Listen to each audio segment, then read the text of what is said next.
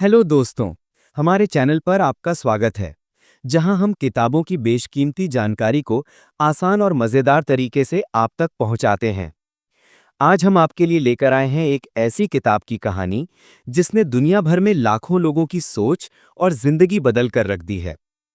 ये कहानी है रॉबर्ट कियोसाकी की बेस्टसेलर किताब रिच डैड पुअर डैड की। ये किताब आपको पैसे की समझ यानी फाइनेंशियल लिटरेसी, वित्तीय शिक्षा यानी फाइनेंशियल एजुकेशन और अमीर बनने की मानसिकता को गहराई से समझने का मौका देती है। इसमें दो पिताओं की कहानी है, एक अमीर डैड और एक गरीब डैड। दोनों के विचार और फैसले किस तरह उनकी आर्थिक स्थिति को प्रभावित करते हैं, यही इस किताब का मुख्य संदेश है।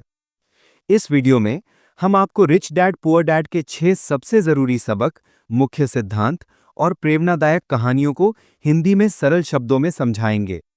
अगर आप अपनी आर्थिक जिंदगी को बेहतर बनाना चाहते हैं, तो ये वीडियो आपके लिए गाइड की तरह काम करेगा। इसमें आप जानेंगे कि पैसा आपके लिए कैसे काम कर सकता है, संपत्ति यानी असेट और कर्ज यानी लायबिलिटी में क्या फर्क होता है, फाइनेंशियल एजुकेशन स्कूल की पढ़ाई से ज्यादा जरूरी क्यों है, अमीर लोग अपनी सोच से अमीर कैसे बनते हैं। अगर वीडियो पसंद आए तो इसे लाइक और शेयर जरूर करें और हमारे चैनल को सब्सक्राइब करना ना भूलें। हमारा लक्ष्य है कि हम आपको वो ज्ञान दें जो आपकी जिंदगी को एक नई दिशा दे सके। तो चलिए, बिना देरी किए शुरू करते हैं इस अद्भुत सफर को और जानते हैं कि रॉबर्ट कियोसाकी की इस महान किताब ने हमें क्या सिखाया है। सबक नंबर 1, अमीर लोग पैसे के लिए काम नहीं करते। कहानी की शुरुआत होती है लेखक रॉबर्ट कियोसाकी के बचपन से।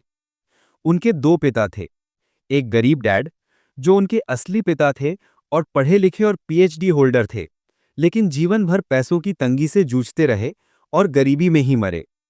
वहीं अमीर डैड उनके दोस्त माइक के पिता थे, जो ज्यादा पढ़े लिखे तो नहीं थे, लेकिन हवाई के सबसे अमीर लोगों में से एक थे। गरीब डैड का सपना था कि रॉबर्ट खूब पढ़ लिखकर एक बड़ी कंपनी में नौकरी पाकर अपना भविष्य सुरक्षित करे।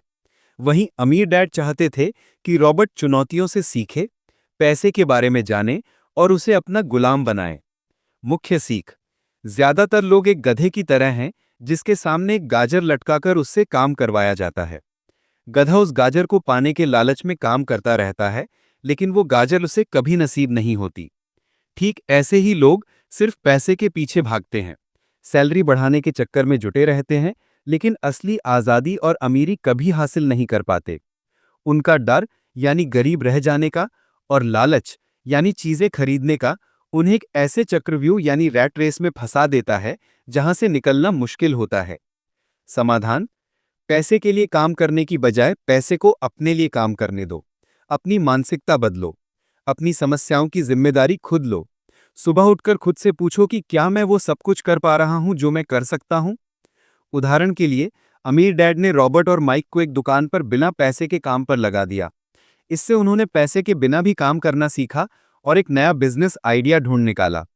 उन्होंने पुरानी कॉमिक बुक्स को बच्चों को किराए पर देना शुरू किया और हफ्ते में $9.5 कमाने लगे। इस तरह उन्होंने पैसे को अपने लिए काम करना सिखा दिया। सबक नंबर 2, फाइनेंशियल साक्षरता यानी फाइनेंशियल लिटरेसी क्यों सीखें। 1923 में शिकागो में दुनिया के कुछ सबसे बड़े और अमीर बिजनेसमैन की एक मीटिंग हुई थी। 25 साल बाद उनमें से कई या तो दिवालिया हो गए, या फिर आत्महत्या कर ली, या फिर गुमनामी में गरीबी की जिंदगी जीने लगे। मुख्य सीख: सिर्फ पैसा कमाना ही काफी नहीं है, उसे बनाए रखना यानी कीप और बढ़ाना यानी ग्रो सीखना ज्यादा जरूरी है।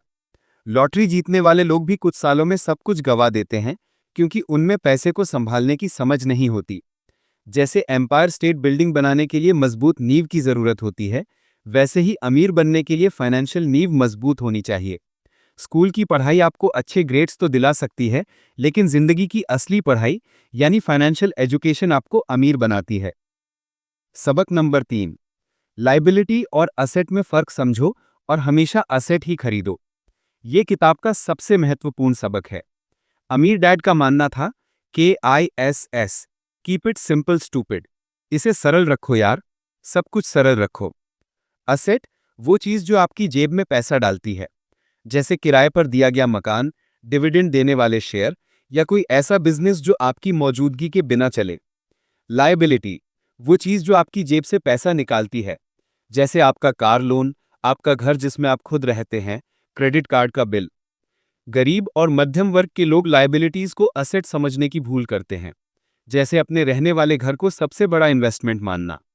वहीं अमीर लोग अपनी कमाई से पहले असेट्स खरीदते हैं, फिर उन असेट्स से होने वाली कमाई से अपने खर्चे और लग्जरी आइटम्स खरीदते हैं।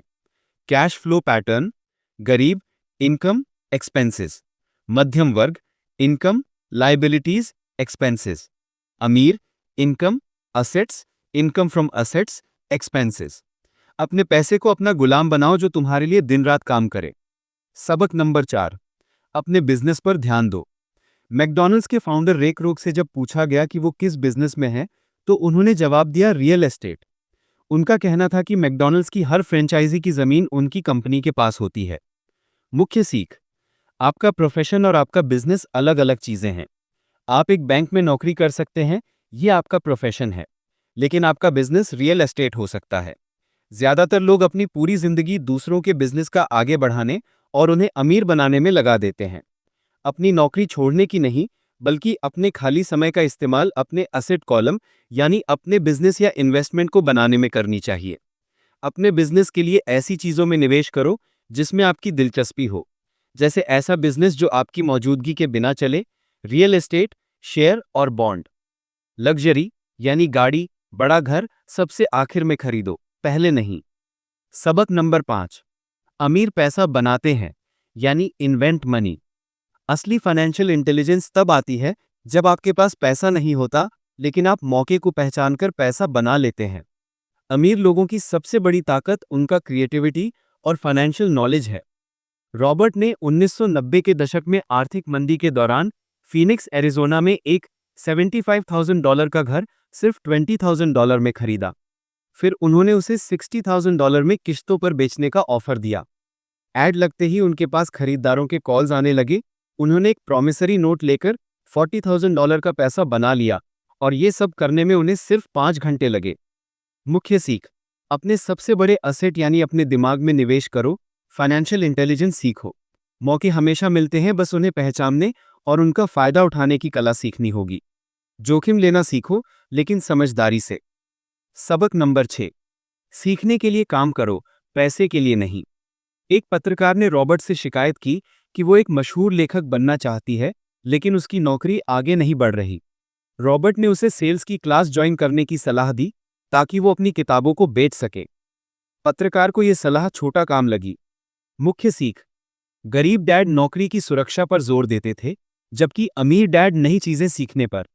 किसी एक फील्ड के बजाय कई तरह के स्किल्स सीखें, जैसे सेल्स, मार्केटिंग, लीडरशिप, इन्वेस्टमेंट। यही नॉलेज आपको आगे बढ़ाएगी। अपने करियर की शुरुआत में पैसे के लिए नहीं, बल्कि नए स्किल सीखने के लिए काम करो। रॉबर्ट ने अपनी एक अच्छी नौकरी छोड़कर मरीन कॉर्प्स ज्वाइन की ताकि लीडरशिप सीख सकें, और फिर जेरोक्स में नौकरी की ताकि अपनी शर्मीली प्रवृत्ति को दूर करके सेल्स सीख सकें। यही स्किल्स आगे चलकर उनके अपने सफल बिजनेस की नींव बनी।